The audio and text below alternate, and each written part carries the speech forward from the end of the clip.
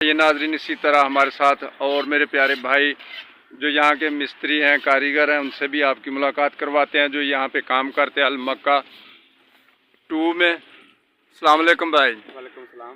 की हाल भाईजान, ठीक हो?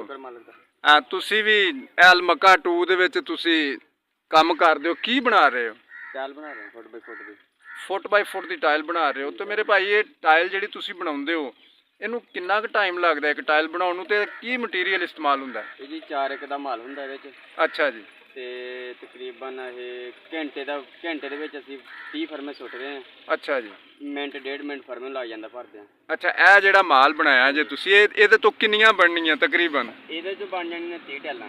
30 ਟਾਇਲਾਂ, ਯਾਨੀ ਤੁਹਾਡਾ ਇੰਨਾ ਤਜਰਬਾ ਵਾ ਕਿ ਇੰਨਾ ਮਾਲ ਅਸੀਂ ਲਵਾਂਗੇ ਤੇ 30 ਟਾਇਲਾਂ ਸਾਡੀਆਂ ਬਣ ਜਾਣੀ। ਕੁਝ ਕਹਿਣਾ ਚਾਹੋਗੇ ਇਸ ਅਲ ਮੱਕਾ 2 ਤੋਂ ਖਰੀਦਣ ਵਾਲਿਆਂ ਨੂੰ? ਹੁਣ ਖਰੀਦਣ? ਹਾਂਜੀ, ਆ ਜਾਣ ਖਰੀਦਣ।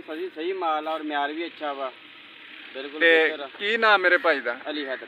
अली हैदर भाई दी जनाब तुसी देख रहे हो दोस्तों कि बड़े अच्छे कारीगर ने। उन्होंने लुक भी बड़ी अच्छी, मैनू वाल बहुत पसंद आ क्योंकि मेरे भी वाल है तो मैनू वाल वाला बंदा जिन्हों के प्यारे लगन मैनू बड़ा अच्छा लगता। तो जनाब इस तरह ही ए देखो अपना काम स्टार्ट कर लगे ने जी।